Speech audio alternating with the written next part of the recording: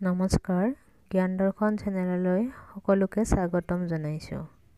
আজিৰ ভিডিঅ'টোত ক্লাছ 7ৰ সমাজ বিজ্ঞানৰ 15 নম্বৰ চেপ্টাৰৰ দিল্লীৰ চুলতানসকলৰ প্ৰশ্ন উত্তৰ লৈ আহিছোঁ।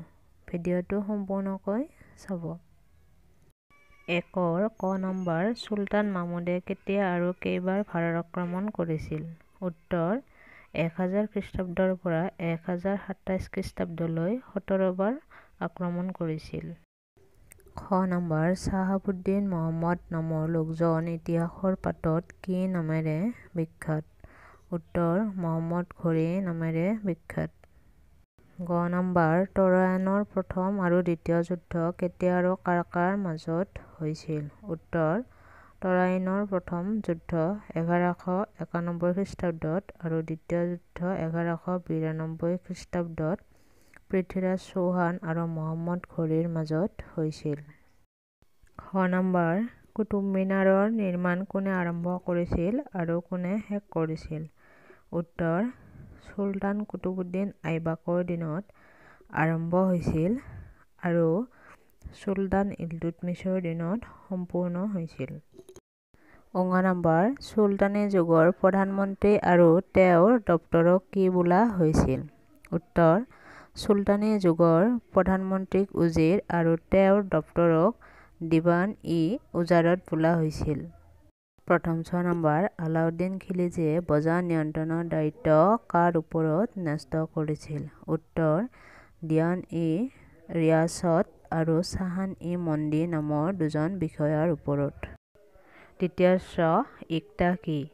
উত্তৰ ডাক খিলজী আৰু তুগলক বংশৰ চুলতানসকলে শাসনৰ সুবিধাৰ বাবে সাম্ৰাজ্যৰ বিভিন্ন অঞ্চল কিছুমান ভাগত ভাগ কৰিছিল। এই অঞ্চলবোৰক ইক্তা বোলা হৈছিল। 2 নম্বৰ খালী ঠাই পূৰণ কৰা। ডেছ আছিল চুলতানী যুগৰ প্ৰথম আৰু একমাত্ৰ মহিলা চুলতান? উত্তৰ ৰেজিয়া চুলতানা।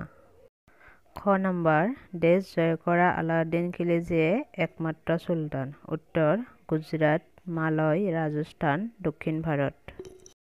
গ ইবন বতুতা ডেছৰ দিনত ভাৰতলৈ আহিছিল? উত্তৰ মহম্মদ বিন তুগলকৰ দিনত। খ ডেছ আছিল সামৰিক বিভাগৰ মুৰব্বী বিষয়া? উত্তৰ অৰিজ-ই-মাবালিক। ঙ পানিপথৰ প্ৰথম যুদ্ধ ডেছ খ্ৰীষ্টাব্দত হৈছিল? উত্তৰ 1526 খ্ৰীষ্টাব্দত। 3 নম্বৰ শুদ্ধ উত্তৰ বাছি উলিওৱা। ক কুতুবুদ্দিন ইলতুৎমিছে ডাক বংশৰ প্ৰতিষ্ঠা কৰিছিল? ইয়াৰ উত্তৰটো হ'ব কুতুবুদ্দিন। খ আলাউদ্দিন আৰু মহম্মদ ঘোৰী গজনী ৰাজ্যৰ প্ৰতিষ্ঠাপক? ইয়াৰ উত্তৰ হ'ব মহম্মদ ঘোৰী। গ কামাখ্যা সোমনাথ মন্দিৰ চুলতান মাহমুদে লুটপাট কৰিছিল? ইয়াৰ উত্তৰ হ'ব সোমনাথ মন্দিৰ। খ বাহালুৰ লোদী ইব্ৰাহিম লোদী চুলতান যুগৰ শেষ চুলতান? উত্তৰ ইব্ৰাহিম লোদী।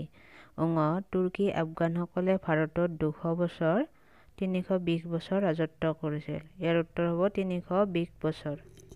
4 নম্বৰ চুলতানী শাসকসকলৰ ৰাজবংশ কেইটাৰ নাম ক্ৰমানুসাৰে লিখা?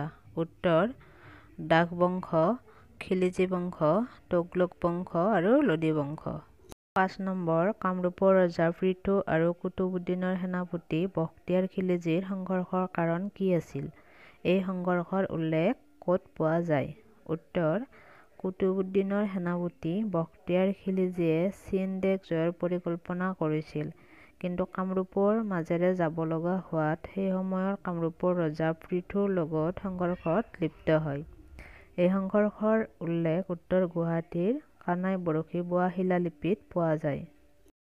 6 চুলতানী আমোলত প্ৰচলিত 3টা কৰৰ নাম লিখা? উত্তৰ উৎপন্ন শস্যৰ ওপৰত দিব লগা কৰ, গৰু ম'হৰ ওপৰত দিবলগীয়া কৰ আৰু ঘৰ-বাৰীৰ ওপৰত দিবলগীয়া কৰ।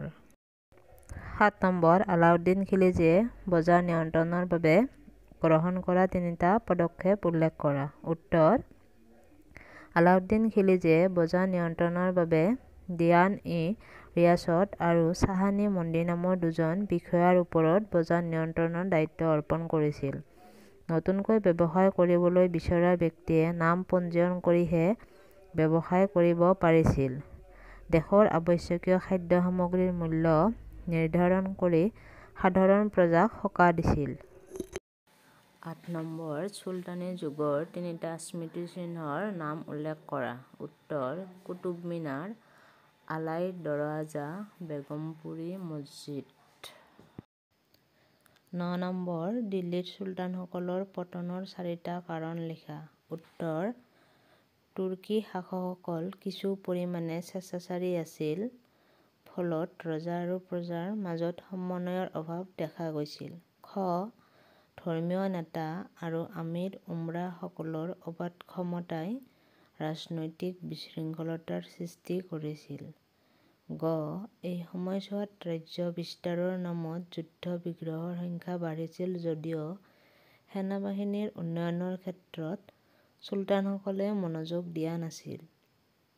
খ ক্ষমতাকেন্দ্ৰিক অঁৰিয়া-অঁৰিৰ ফলত সাম্ৰাজ্যৰ ভিতৰছোৱাত প্ৰায়ে অৰাজকতা বিৰাজ কৰিছিল। ১০ নম্বৰ চুলতান ফিৰোজ শ্বাহ তুগলকে স্থাপন কৰা চহৰকেইখনৰ নাম লিখা। উত্তৰ ফিৰোজ শ্বাহ তুগলকে জৌনপুৰ, ফিৰোজাবাদ, ফাতেহাবাদ, ফিৰোজপুৰ আৰু হিছাৰ ফিৰোজা নামেৰে ৫খন নগৰ নিৰ্মাণ কৰাইছিল। ভিডিঅ'টো চাই ভাল পালে লাইক কৰিব, কমেণ্ট কৰিব আৰু ভিডিঅ'সমূহৰ পৰা যদি উপকৃত হোৱা বুলি ভাবা তেতিয়াহ'লে চেনেলটো ছাবস্ক্ৰাইব কৰিব আৰু এই ভিডিঅ'সমূহ নিজৰ বন্ধুবৰ্গৰ লগত শ্বেয়াৰ কৰিব যাতে সকলোৱে উপকৃত হ'ব পাৰে। ধন্যবাদ।